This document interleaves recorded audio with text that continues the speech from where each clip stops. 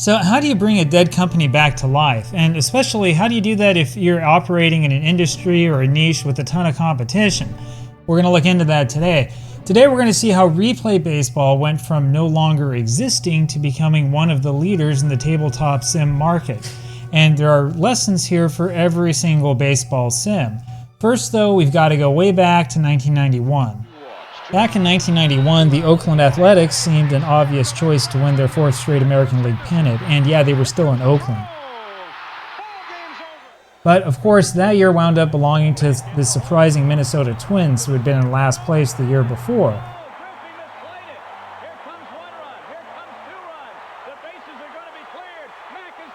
And then there was also the Atlanta Braves, the other Cinderella story. It doesn't feel that long ago, but it was almost 35 years ago. Now, 1991 was also a significant year in the baseball simulation industry, but nobody knew how significant it was at the time. I believe that this was the final classic replay baseball advertisement. That was the end of a game that had lasted almost 20 years. Replay had failed in its attempt to compete directly with the big players in the industry, Stratomatic and APA. It seemed at the time that the game was destined to become a footnote in the history of the industry. I should note that the early 1990s were really hard in the baseball simulation market. I mean, personal computers were becoming more common and computer-based games were taking a lot of market share away from the card and dice games. I'm sure that impacted replay quite a bit. Games like Minor League Baseball were really big into the early 1990s. There was also the computerized version of Pursue the Pennant, the forerunner to today's Diamond Mine Baseball. SSI's Tony La Russa Baseball came out in 1991, for example, one of the most notable computer games of its generation.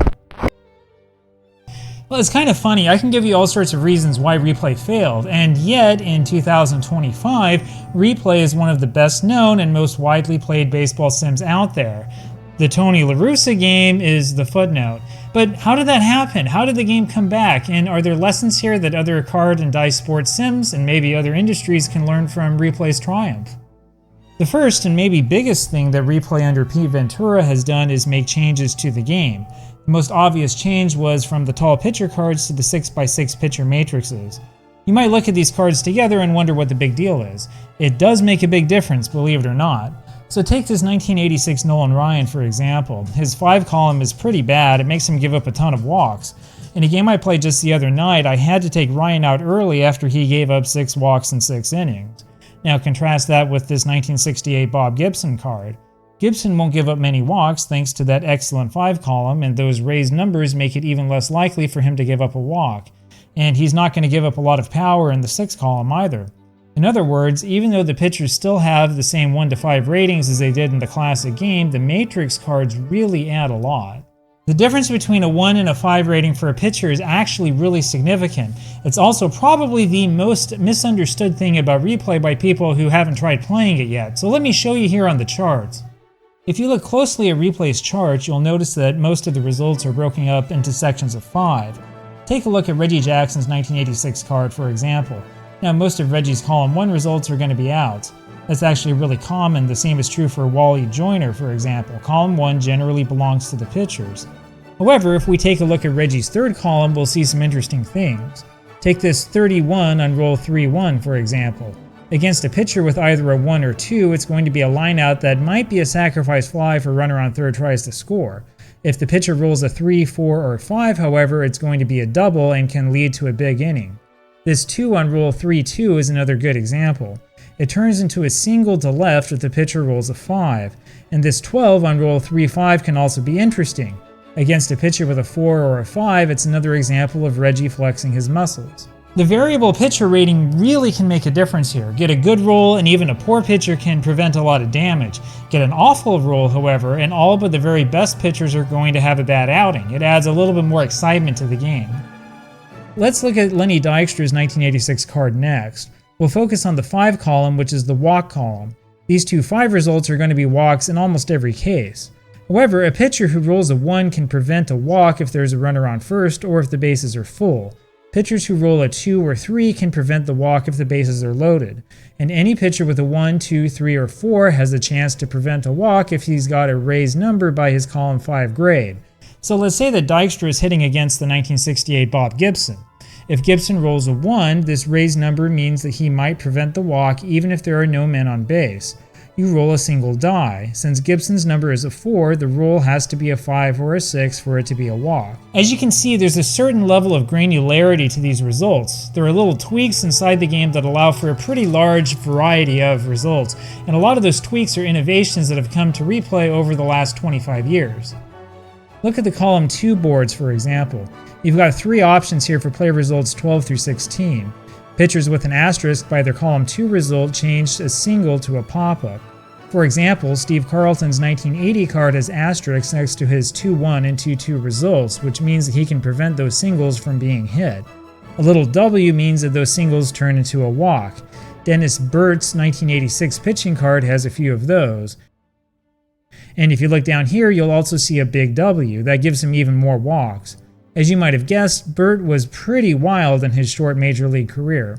Now, the fascinating thing about modifications like that is that they work really smoothly in the game engine. There's no need to roll the dice. It's the sort of thing that just sort of happens. And when you do need to re-roll the dice, there's a very simple method that resolves just about every play. You see, when I play, I use 2 sets of dice, one for main rolls and one for the re-rolls that come up from time to time. Sometimes you need to consult the action charts, for example. Occasionally the charts will give you a potential passed ball result like here in column M. The way to resolve this is to roll a single die against the catcher's passed ball rating. If the roll is higher, it's a passed ball. So if the catcher is Rich Gedman, any roll except the 1 will be a passed ball. And what do you know? Gedman led the American League in passed balls in 1986 with 14. Teammate Mark Sullivan, meanwhile, has a 3 for his rating. That gives you a little bit of an incentive to stick Sullivan in there as a defensive replacement, something he did 6 times during the regular season. So as you can see, it's not just the pitching ratings that allow for that low-level granularity we were talking about, the fielding ratings do as well. In fact, I've thought more about fielding ratings when playing replay than I have while playing any other sim. You always have to ask yourself if the offensive power is worth keeping a bad fielder in. And yeah, I know who you're thinking about. Buckner has a 2 at first base, which actually is a good thing. Maybe his legs were more healthy than we thought. His 35 air rating is probably about average, and I'll show you how that air rating works. So let's say that Keith Hernandez is up there swinging and he rolls a 4-6. That puts him in column 4 with an 11. Now column 4 is different. The blue die determines the fielder, and the fielder's range rating, or first defensive rating, is used instead of the pitcher's rating. So let's say that the blue die was a 1 since we're targeting Buckner. Buckner's rating is a 2, you remember. That gives us 13. 11 plus 2 is 13, which is a possible air in all 3 infield situations. Now Buckner's air rating is this 2-digit number, or 35. The way we resolve the air rating is we roll the red and white die against it. If the red and white dice roll is higher, it's an air. If it's lower, it's not an air. You're also supposed to roll the blue die at the same time. If you get an air and the blue die is a 6, it's actually a 2-base air. And now we can compare Buckner's card with Dave Stapleton's card. Buckner has slightly better range, which is reflected in his 2 rating. Stapleton, however, has a much better air rating. Stapleton, of course, was a late-season infield replacement for Buckner 31 times, and his ratings give you an incentive to use him the same way. You see, that's the thing that I love the most about this system. It's about giving the player natural incentives to do things. Sometimes my replay games will take a little while, but it's usually not because I'm trying to figure out the mechanics. It's because I'm trying to make these managerial decisions. And as you look through all the different options, you'll see the same patterns over and over again. Sometimes the board have you consult a small chart, for example, for a controversial call at first base. Sometimes the charts will have you roll a die against the defensive rating of the pivot man on the double play to see if he turns it or not. Sometimes a single turns into a home run, or a home run hits the top of the wall and turns into a single. All of these variations and more use basically the same system, and that's really the brilliance around the game engine. The system is predictable, it's easy to understand, and it flows really well. But of course, having a good game engine is only part of the story. There are plenty of good games out there that don't get the same level of attention. The next big innovation from the new replay was its presentation. You can see the difference just by looking at the cards. Classic replay cards have this typewritten feel to them. It's almost like they were printed in somebody's basement. It feels pretty low budget. The new cards, on the other hand, are sleek and attractive. The colors and fonts are well done, and the cards look inviting. It looks like a modern game, and though I'm not sure how to show you this, the card stock is of higher quality. There are certain very popular games that could learn a lesson in component quality from Replay, and it's not just the cards, the modern boards are fantastic. This trifold approach was absolutely a genius idea. The classic game used booklets like this black one. Thanks to Mark Miller, I have copies of early booklets from the revamped version of Replay. They're not bad, but all of the chart flipping is cumbersome. I'm guessing that this is an early version of the trifold concept, and this is a little bit more like it. You see, being able to see all 6 columns at once really is a time saver, and the charts are full color and very easy to read. Now check out the column 4 of the new charts. All infield positioning options are included on the same column in an easy to read format. If you look at the old chart book, there were different pages for each of the different fielding options. That meant a little bit more digging back and forth to figure out which one you needed to use. The modern game design gives you all the information you need at once, which makes things a lot faster. There are also fascinating innovations to things like the bunt chart. So the old system of bunting had you roll a dice against the player's bunt rating to see if it was a good or bad bunt. The modern system has a lot more granularity. There are basically separate charts for every single bunt rating. If you look closely, you'll realize that the modern version is a lot more complex. However, everything is presented in a color-coded way that is easy to read and understand. I actually think that the modern bunt chart is faster to use than the old version. It's that kind of attention to the player experience that I really respect about modern Replay Baseball. This isn't just a company that issues a few computer-generated seasons and calls it a day. Now, this is a company that puts a lot of time and effort into its product and tries to do things to help out its fans. And that's my third point. It's the community interaction with Replay, which is probably the best in the industry. As most of you know, a lot of this happens on the Delphi forums, which are kind of old. Replay's forum has an inviting and a very open community. And though he's been slowing down a little bit recently, owner Pete Ventura does come to the boards to answer questions and talk with the community. In the modern sim marketplace, good communication with your community is absolutely imperative. There are a lot of aspects of customer service that are important, but good communication is absolutely number one. Companies that refuse to interact with their customers in public, and there's one I have in mind in particular, those companies tend to have problems retaining those customers in the long run. A lot of Replay's recent innovations came through consultation between the company and the community, and interestingly enough, the company has also given back. Now the key here is community development. That's something that's also important for bloggers and YouTubers as well. Forming a community instead of just having individual customers really is the key to success. If you go to Replay's website, check out the freebies section. Though it's not really all that well organized, there are tons and tons of useful files here in the baseball section.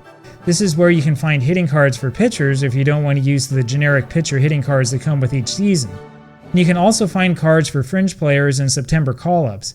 In other words, if you really need to play with the 1986 Stan Jefferson card, you can find it on the website for free.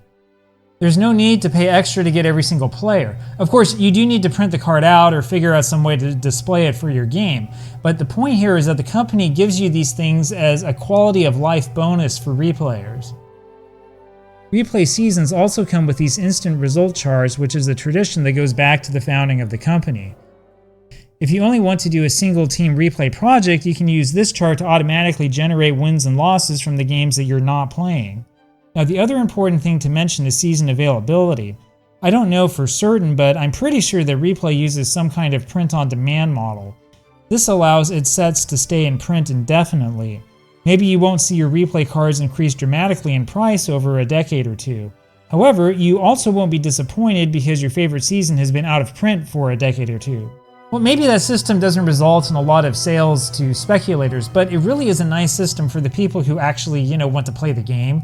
Anyway, there's more that I'm not going to touch on this time around, such as the excellent computer version of the game. We'll let the computer version have its own video in the future. My point is that Replay seems to have its Replay-focused customers in mind, and that is probably the biggest reason why the game has had so much success over the past 2 decades or so. So what lessons can the other games take from Replay's success? Well, Replay took a big chance by altering the design of its game, and it really paid off. Moving to the 6x6 pitcher cards really was a big deal and has fundamentally changed the feel and pace of the game. The company also made the right decision by dramatically improving the quality of its printed products. Replay's current product is extremely attractive and it just looks modern. The game boards are so much better than the old charts that it's not even a comparison. You'll always want to use the latest boards. The company still maintains excellent two-way communication with its fan base. In other words, this is not a company that just ignores message boards and focuses only on sales. And the company's willingness to go the extra mile for its customers really makes it stand out. You feel like the people running the show actually understand what replayers want and what they care about. I know that other small companies are pushing to use the same model for success, and I honestly wonder if the time won't come where some of the bigger players in the industry start feeling the pressure. After all, the most important part of this business is community building and customer satisfaction.